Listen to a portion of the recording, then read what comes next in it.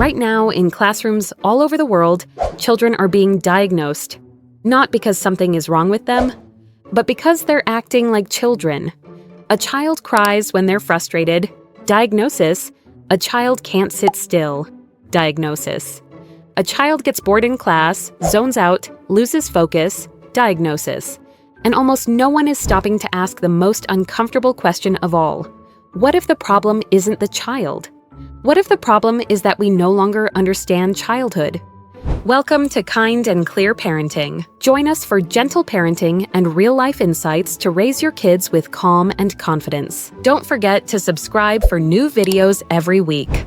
When normal childhood became a disorder. Somewhere along the way, we lost our reference point for what childhood actually looks like. Children are not calm by default. They are impulsive. They are emotional.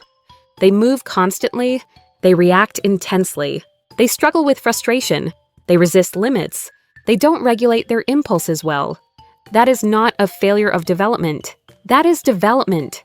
Childhood is not a state of emotional balance. It's a long process of learning regulation, slowly, imperfectly, with support.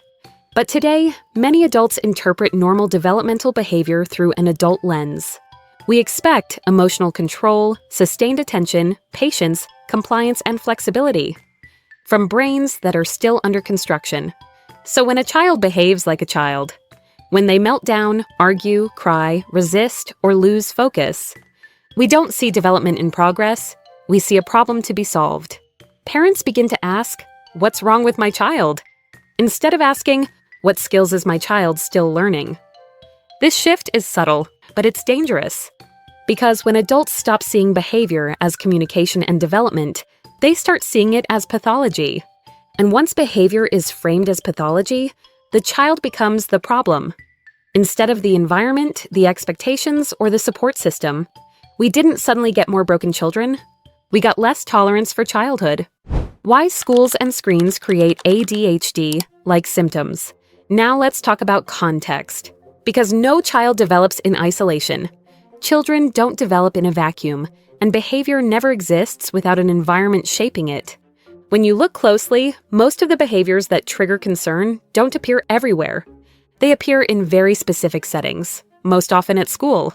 The child can't sit still for long periods. They can't stay quiet. They can't focus on material that doesn't interest them. They struggle with long explanations, abstract instructions, and passive learning. So the question becomes, is the child deficient? Or is the environment mismatched to the child's developmental stage? Modern school systems place heavy demands on skills that are still emerging in young brains. They require long periods of sitting, sustained attention without movement, delayed gratification, inhibition of impulses, and obedience over curiosity. All of this is expected from children whose nervous systems are biologically designed to move, explore, touch, question, and interact. From a developmental perspective, many school expectations ask children to override their natural neurological wiring for hours at a time. That doesn't mean children are incapable. It means the cost is high. When the brain is repeatedly forced to suppress movement, curiosity, and engagement, it doesn't become more regulated.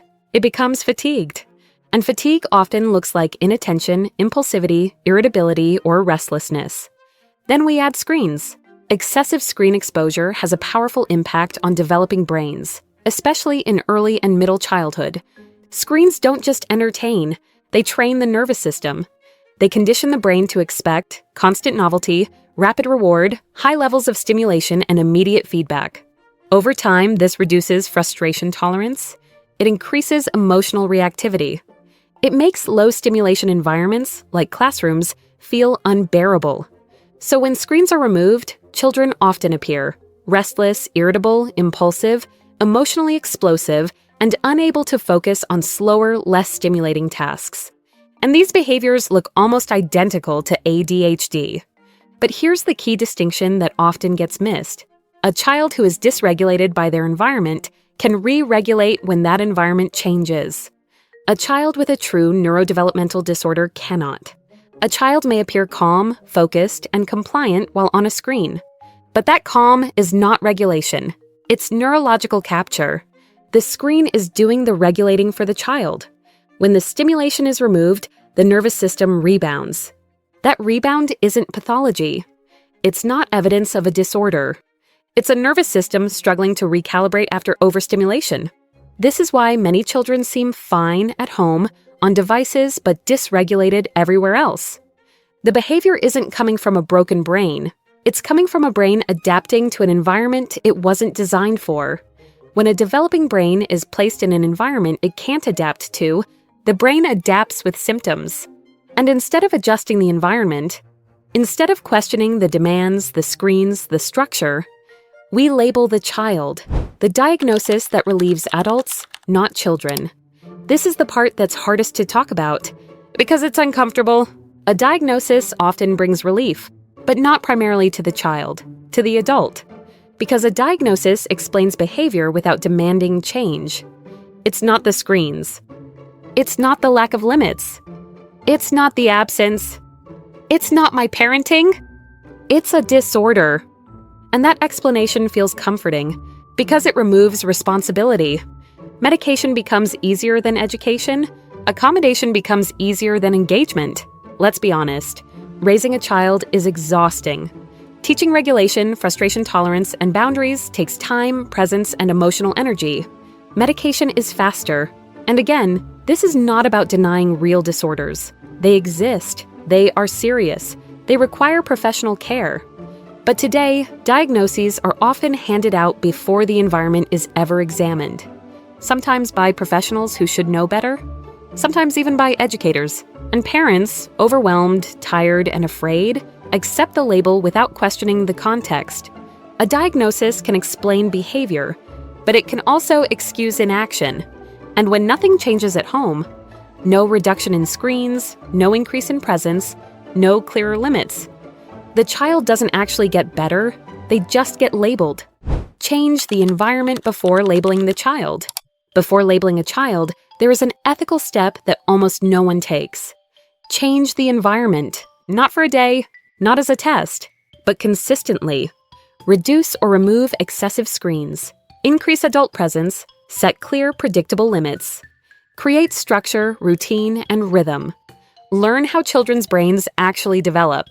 Stop expecting children to behave like small adults. I lived this personally. When my son was 8, he was seen as a problem child. He couldn't sit still. He couldn't focus. He argued constantly. He exploded emotionally. He resisted authority. People saw a disorder. I didn't change him. I changed myself. I became more present. I set clearer boundaries. I reduced stimulation. I stopped expecting adult behavior from a child. And within 1 week, his behavior transformed.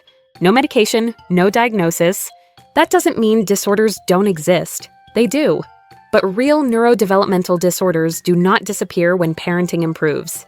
If changing you changes your child, then your child was never broken.